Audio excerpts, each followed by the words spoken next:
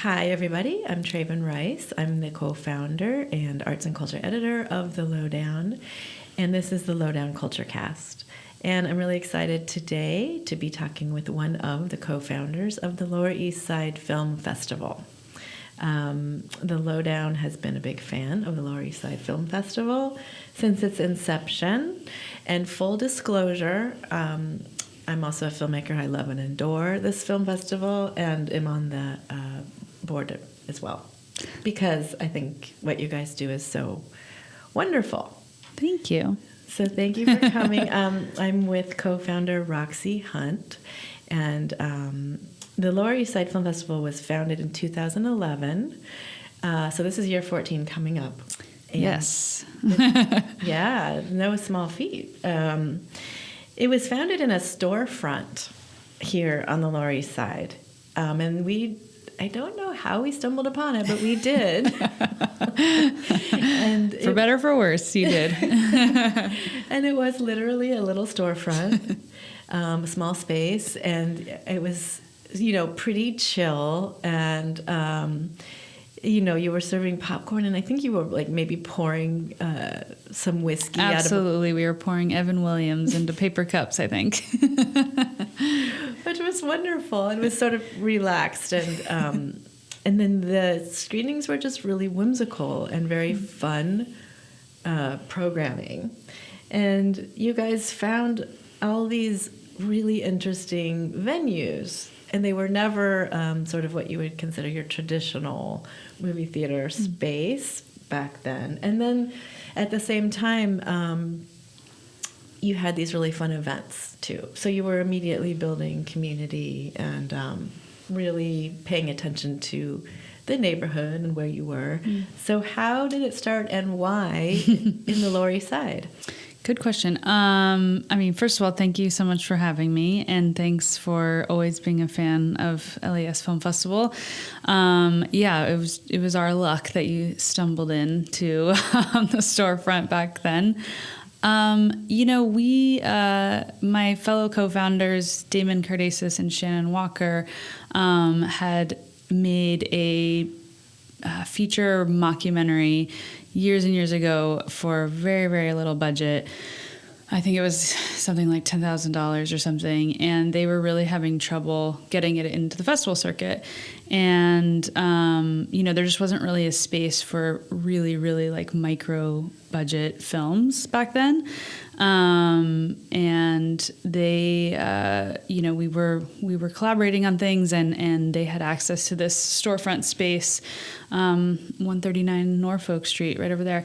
And the person who owned the space, was doing this sort of monthly pop-up thing where someone could rent the storefront every month and do something, in the creative arts in some way. I think it had been a wedding chapel. I think it had been an interactive dinner party, things like that.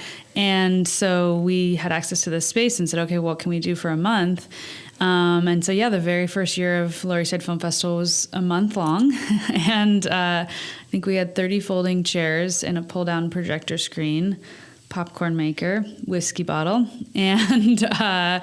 and we took submissions, and the premise was that everything needed to be made for very, very low budget to kind of carve out that space for those micro budget films. And we had a really, really great reaction from the community the first year.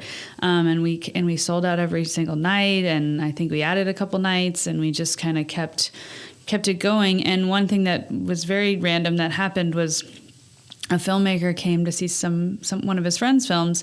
He came up to us at the end of the screening and said, that was really fun. I have a movie. Can I show it? And we said, well, that's not really how it works, but this is pretty relaxed. There's a whiskey bottle over there. So yeah, what do you mean? What's your film?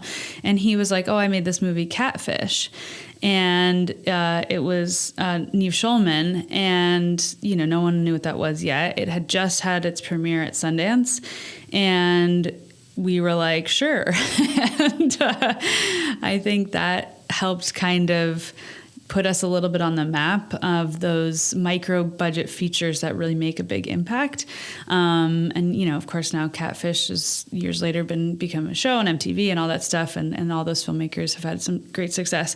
So we felt honored to sort of play a role in that journey of theirs.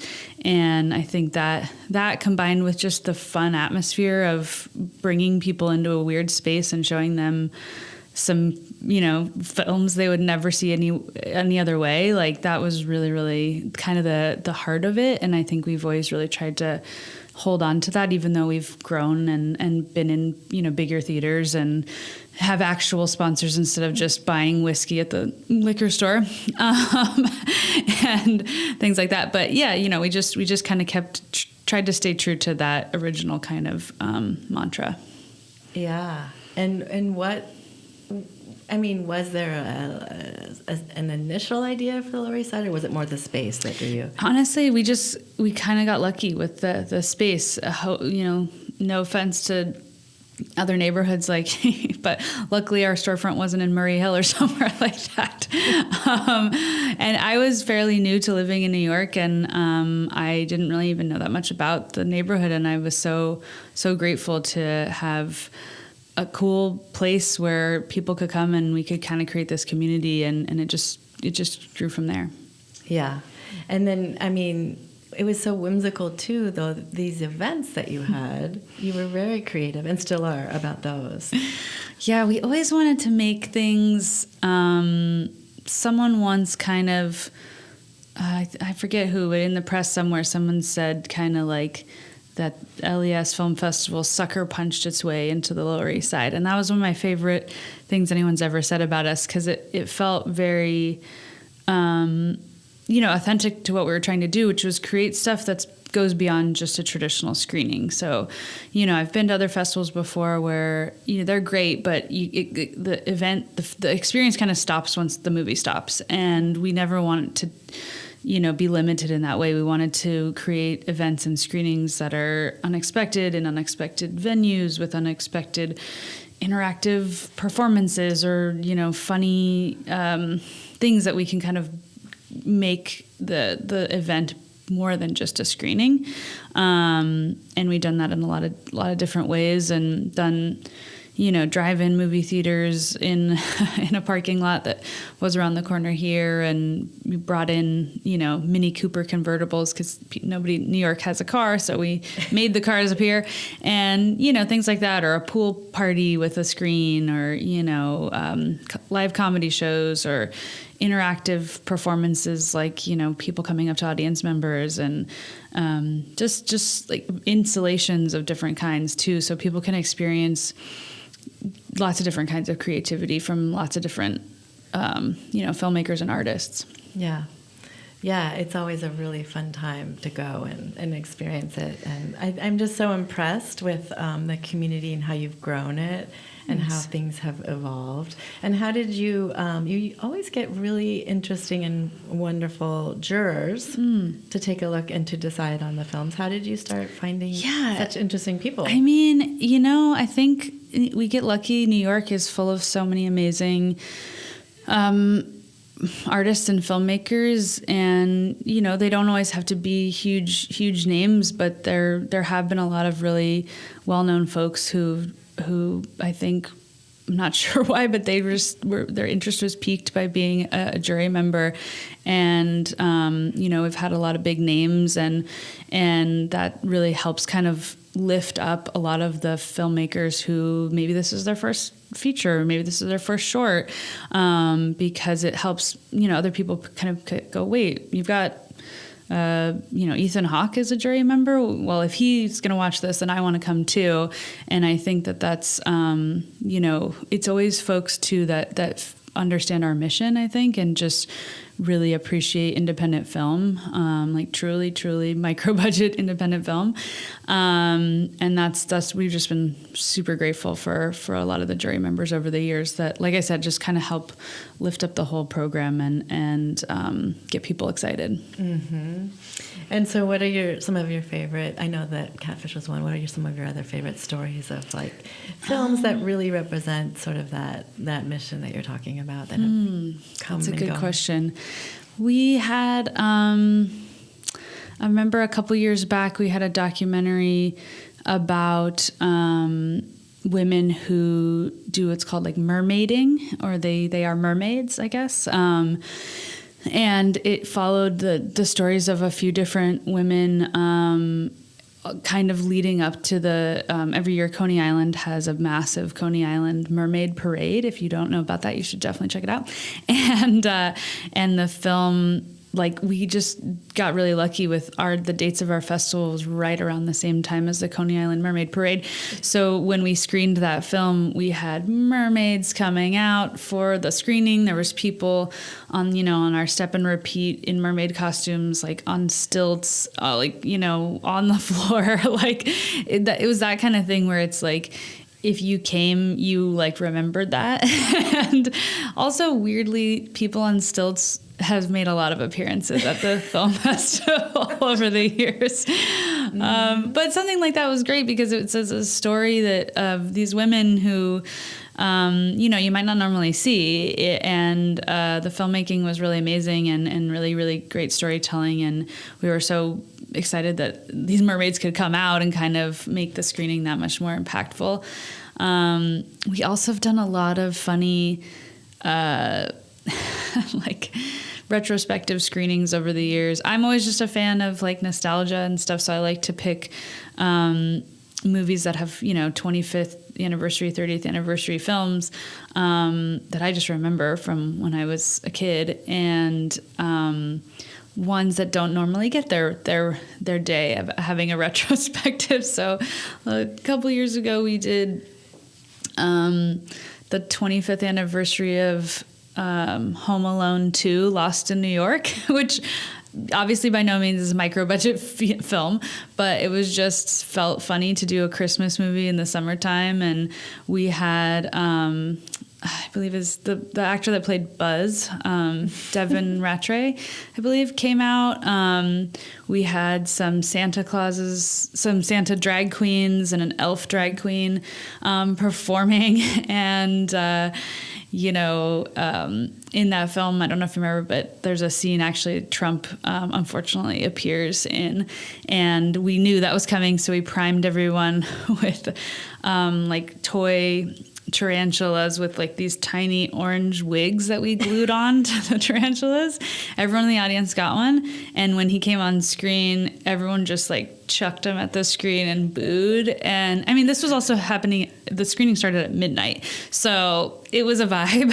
And I think we ordered a bunch of pizzas and passed the boxes down the aisles, almost like when you're going to church and putting in into the donation bin. We're just passing along pizza, and it was just really fun and community, like, just this weird thing that, again, if you were there, you will remember. Mm-hmm. So I think that's always kind of the vibe, is just create like strange experiences that feel uniquely New York and also unique to us. I think that's so great. I think, and I mean this as a compliment, that like it's unusual to find a festival that doesn't take itself too seriously, mm-hmm. And to really have fun and sort of think about. I feel like it's like, a tribute to movie goers and people that love watching films, mm-hmm. and not just a certain type of film, like people who just love totally, any kind of like pop culture film or any kind of, quirky, fun story, right? Like, I mean, we always say that the festival is as much as it is for the filmmakers as it is for the audience. And we want, if you're an audience member, you don't have to be a film aficionado. You don't have to know everything. You just you live in New York and you want a fun night, and we want to give that to you. And on the flip side, as a filmmaker, we also want and really pride ourselves on trying to make that experience unique too, and not just, having you get lost in a sea of other films and navigating a festival that you've never been to and not feeling like it has a personal touch. I mean, I literally interact with every single filmmaker every year if I can, and I feel like we've created a lot of really great relationships with filmmakers over the years. They come back, they submit again, or they tell us about what their next project is, and it really feels like a lot of community there and a lot of loyalty that we're like so grateful that people, you know, can take away from the festival. Yeah. And I remember I just think what you do with short films, the groupings are pretty wild and pretty special. Yeah. Can you give us some examples of the way that you group short films? Yeah. I mean, you know, again, like it's hard sometimes, like I don't know how other festivals work. I only know how ours works. And one thing that really, really works for us is, for shorts, you know, it's really, if you're just like an average person and you're showing up and you're going to shorts program 1, you have no idea what to expect. And you have to take a big leap of faith to trust that festival that this is going to be a good time. So we try to make it easier for people by giving the short showcases like a real solid theme, like Mindfuck Night is probably one of our most popular themes that's appeared over the years. We have a Mindfuck Night this year where you kind of just know, okay, it's going to be like some films that are going to fuck with your mind, you know, make you think or, you know, whatever. I'm an alum. Oh yeah, there you go. And you know, or we'll do things like we have one this year called Sexual Tension Shorts. And it's like you can kind of just glean from that, okay, I'm going to get something funny, sexy, steamy, you know, who knows, it's going to be a mix. But you know it's a lot more enticing potentially than Program B or whatever. Right. So yeah, that's definitely been something we really, really get excited about. And then kind of trying to... those themes always come up too, just in the programming. Our programming team will start to see, hey, we're really getting a lot of shorts that kind of feel like this theme, and crafting each of those each year is really, really fun, and getting to kind of see what filmmakers are doing that like what, you know, not that they're trends necessarily, but like, I will say for some reason this year we got like an overwhelming amount of shorts dealing with impending parenthood or new parents. And as a impending parent myself, it felt like I was like, is this what, like, are these being made for me? You know, but I do think honestly, like a lot of our filmmaking community are millennials who are facing like, should I become a parent or should I not? Or what is this journey like? Or now that I'm a new parent, does that change me as an artist, as a creative? All those kinds of questions definitely came out in a lot of submissions this year, which was really interesting. So we kind of take those sort of emerging things into account. Mm-hmm. Whatever's in the water. Yeah. Yeah. How do you, before we sign off, I was just curious to hear how you feel about the state of independent film after 14 years of sort of being up close and personal and meeting so many low budget, truly independent filmmakers from at different, you know, stages in their careers. I mean, you hear different things, but it's just been up and down as far as the industry goes. Yeah. I mean, how are you feeling about it all? I want to remain optimistic. I mean, you know, the industry is in a weird spot, I think, you know, with like just where independent film is at, where like all the streamers and distribution platforms and things like that are at is really hard to navigate for filmmakers, and for our business too. And I think... I don't know. I think the thing just that I always try to keep in mind is like, you know, industry is going to ebb and flow and change and all that kind of stuff. And I think the thing that's definitely come through with the film festival each year is that there's just some really, really passionate storytellers out there. And I really just hope that in general, the industry doesn't give up on them. And I don't want to give up on them because, you know, we can make a million sequels and prequels and remakes and things that are going to feel like sure bets or whatever. And maybe those ones are the ones getting the funding and things like that right now.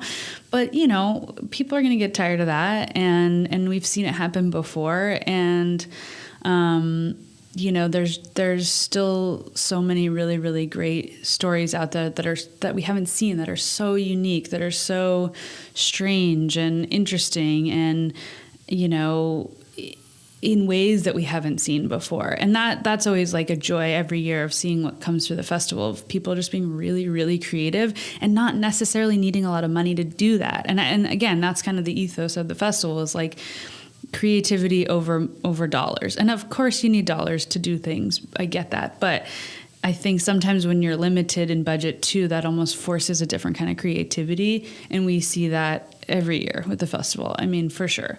So I feel like it's like, make your Marvel movies, whatever, but we're gonna place our bets on like, the really, really unique and passionate storytellers. Mm-hmm. Wonderful. And so you just recently announced your lineup for this upcoming festival, which is May 2nd through the 6th. What are you excited about? Any teasers? Yeah, I mean, so many great shorts. Obviously, our opening night feature, so excited about a filmmaker. Her name's Caroline Lindy, and she actually had a couple shorts in the festival in years past, one of which was called Your Monster.